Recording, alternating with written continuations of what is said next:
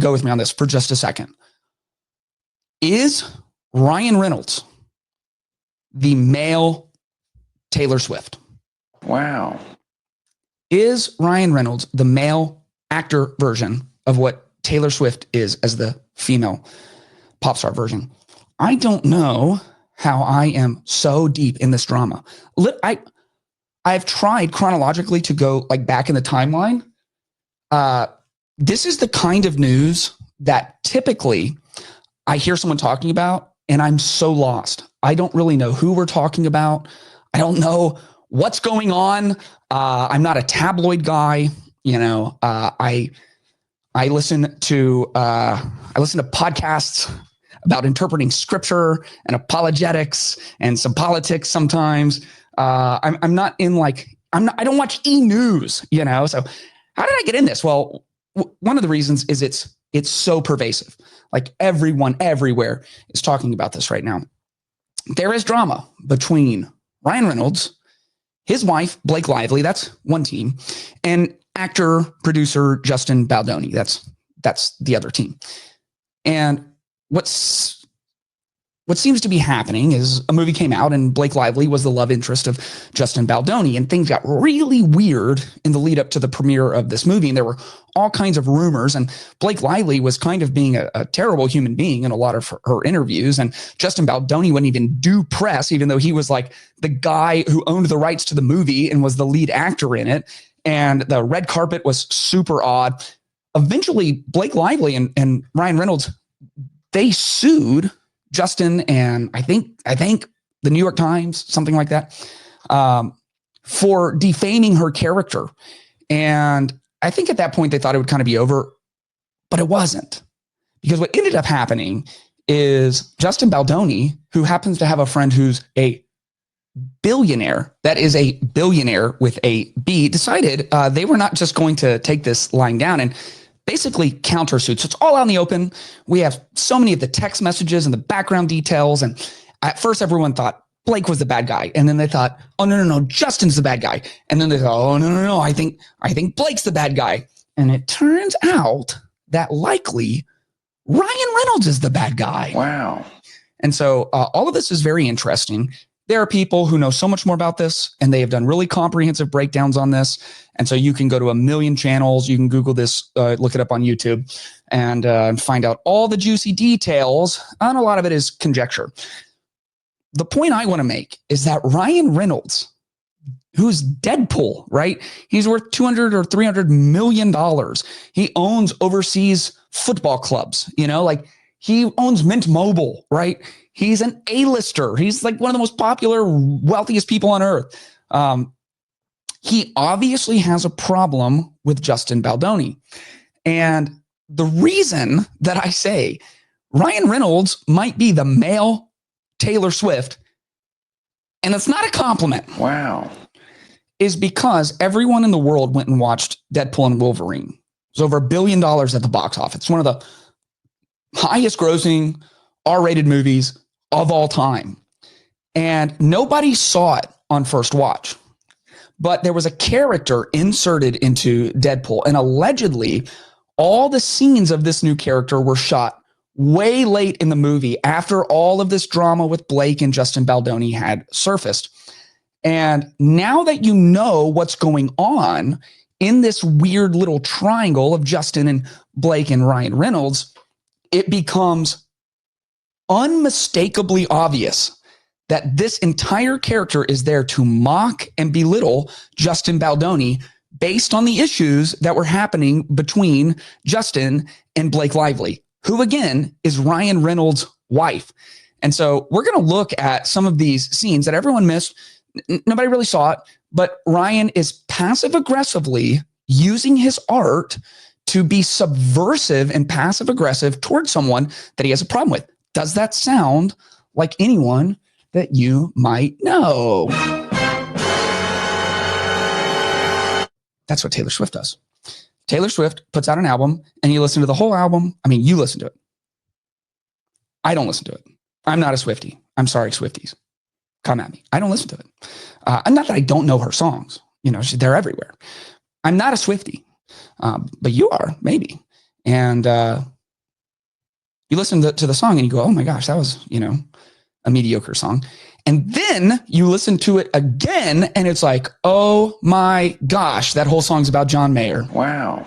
Oh my gosh, that whole song is about one of the Jonas Brothers. Wow. Oh my goodness, that whole song is about that one guy. Wow. She uses her art subversively to be passive aggressive towards people that she has issues with in real life. Let's look at these clips from Deadpool. Oh my goodness, wait till you see Lady Pool. She is gorgeous. She just had a baby too and can't even tell. So that is Nice Pool. He has the exact hair as Justin Baldoni, the exact hair. Not now, but like, I guess before he started shooting this movie.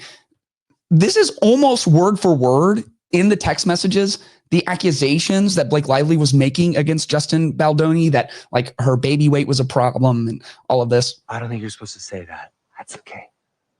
I identify as a feminist. You let this little...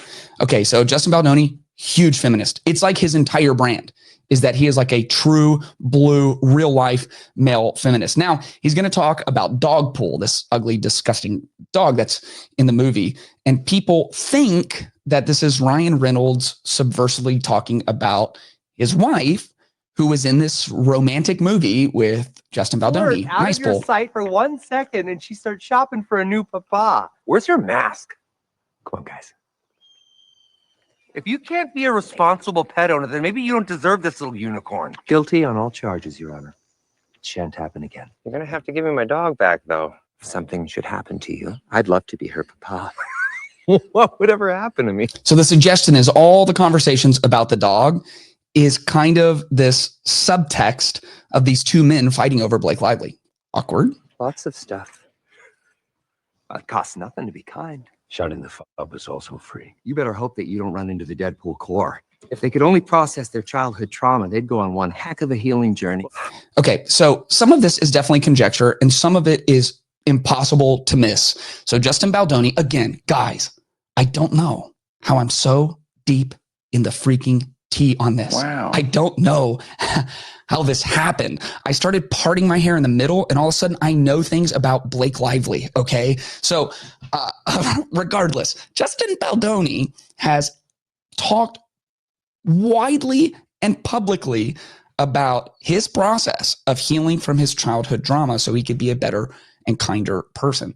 This is obviously the subversive use of Ryan Reynolds' art to be passive aggressive towards someone he has a problem with. Now, at the very end of the movie, I'm not going to show it because it's super violent, but Lady Pool comes out. She's voiced by Blake Lively, and she shoots Nice Pool in the chest like 17,000 times, right? So not so subtle that there's a problem between Blake Lively and her husband and Justin Baldoni, and at the climax of the movie, she shoots the problem in the chest over and over and over again. Wow.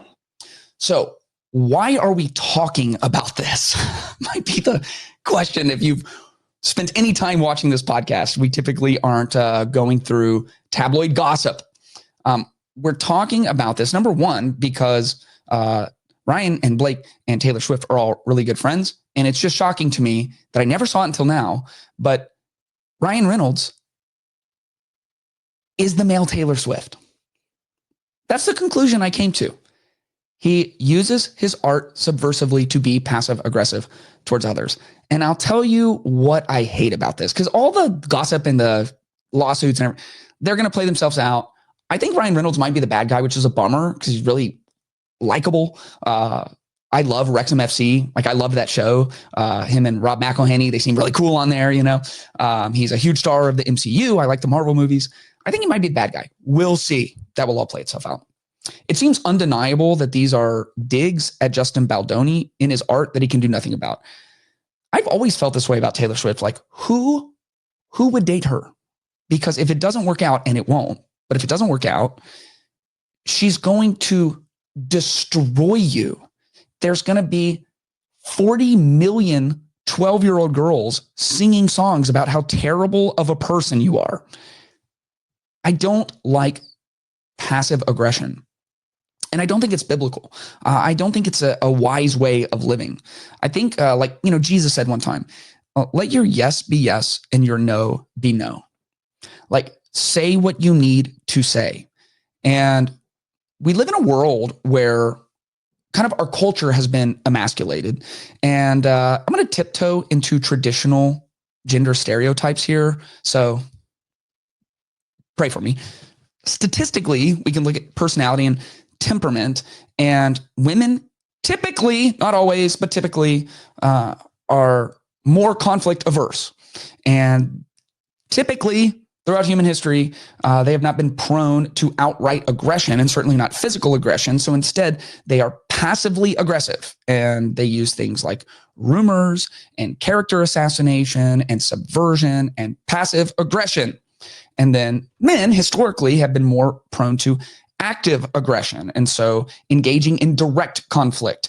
Men obviously, typically, not always, but typically are more prone to physical aggression than women would be. But in the West, the whole culture has been so emasculated that everyone is just passive aggressive. It's like almost impossible to find someone who will engage in real conflict. And real conflict is a good thing, because even if it's not the healthiest, you can learn to be healthy in your conflict, and healthy conflict is how you grow. And it's always surprising when you take Americans overseas, outside of the West, where you see that men and women on average are just way more comfortable with conflict, and especially the men. There's not a lot of passive aggression. They will just say what they need to say to you to your face. And as Americans, we're like almost offended. It's like, hey, don't just tell me what you think about me. Be passive aggressive like everyone else, right? I hate passive aggression. Number one, I'm not wired to pick up on it very well. So like, if you have a problem with me and you think I'm going to understand it by you being passive aggressive, I'm not going to. I won't get it. I won't even know you're mad at me. So you just have to tell me, And the truth is, everyone is worried about confrontation, and everyone is worried about conflict. But if you just learn some like very basic skills on how to hold people accountable to their actions, your life will get infinitely more peaceful. You'll be more successful. You will grow and mature as a person. I hate that I saw these scenes and had no connection to them, like everyone, like listening to a Taylor Swift song and not realizing that it's about, the seventh boyfriend she had 5 years ago. And you're just like nodding along to it. And then it's like, oh, wow, you're trying to destroy someone's character, but you're not willing to be a man about it. You're not willing to be upfront about it. You're not willing to stand 10 toes down on it. If you really have a problem, bro, especially between someone and your wife, you got to go 10 toes down. You can't do all this back end manipulation, passive aggressive. That's a sign of weakness. That's a sign of an inability to process what you're going through. That's a sign that you're not ready to handle the responsibilities you have signed up for. And so as we watch this unfold, unfortunately, what happens, if you're not willing to do the conflict in a straightforward and upfront way, that conflict just goes underground. And as it's underground, it doesn't stay stagnant. It grows and grows and grows and grows. And so if you're married and you have a problem with your spouse and you're just passive aggressive about it, I guess I'll do this again. I guess I'll make the call. I always have to. If you're just passive aggressive about it, what you're doing is you're like slightly avoiding the conflict, but it's like planting a seed. That seed doesn't stay small. It grows and grows and grows. And eventually it breaks ground. And what happens in our relationships is we have all these reconcilable differences, and we push them underground, and they grow and they grow and they grow. And when they finally can't be contained, they erupt. And what could have been reconcilable differences through just having a little bit of conflict are now irreconcilable differences. There's a verse in James, and it says that the way that sin happens is we're tempted by our desires, and we don't do anything to stop them. We don't come into conflict with them. We don't speak truth to them. And our desires give birth to sin, right? So eventually it comes to the surface. And if we're not willing to deal with that and confront it and confront ourselves and do the work, then that eventually leads us to death. And unfortunately, I'm sure, here's my guess, I think Ryan Reynolds is going to be the bad guy in this. I'm sure when he cut in these scenes last second and he made nice pool and he was basically this guy that he hates because of whatever we'll find out between him and Blake. And I'm sure he felt so clever. I'm sure he laughed so hard. I'm sure he felt so satisfied knowing that Justin Baldoni would see this and know that it's him and watch Blake Lively shoot him in the chest a bunch of times. But when you don't deal with it and it goes underground, temptation creates sin, and sin creates death. It comes back to haunt you when you don't engage in real conflict with the things that are going on in your life. When you try to hide from them through passive aggression, they will come back. They'll come back in force, and it will be infinitely worse than if you would have just dealt with it in the proper way, in the proper time. If you enjoyed this video, make sure you are subscribed so you can stay up to date with all new content. And if you want early access, exclusive content, and monthly live Q&As, make sure to check out patreon.com/ClaytonTime.